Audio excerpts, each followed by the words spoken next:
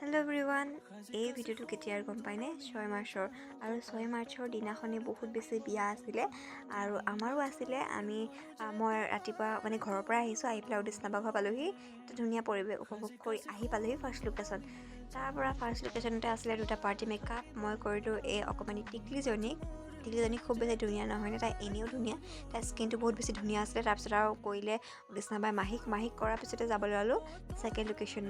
ইয়াত আজি এইটো হ'ল ছেকেণ্ড লোকেশ্যন আৰু ইয়াতে আজি আমাৰ ব্ৰাইডেল গৰাকীয়ে কেইদিনমানৰ আগতে বুক কৰা আছিলে, তো তালৈকে আহিলোঁ।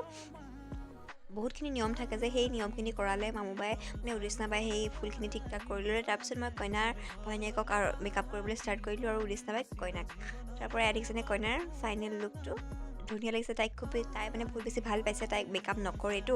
আৰু এয়া হৈছে জিমি বা আমাৰ ঘৰৰ ওচৰৰে বোৱাৰী। আৰু ভাত কেইটামান খাই আহিলোঁ আকৌ পাৰ্লাৰটো বহুতকেইটা মেকআপ আছিলে, পাৰ্টি মেকআপ। তাৰ পৰা সেইদিনা বিয়া খোৱা নহ'লেই, ওচৰতো বিয়া আছিলে যদিও বিয়া খোৱা নহ'লে, কাৰণ এই কাম বহুত বেছি কৰিব লগা হ'ল যে।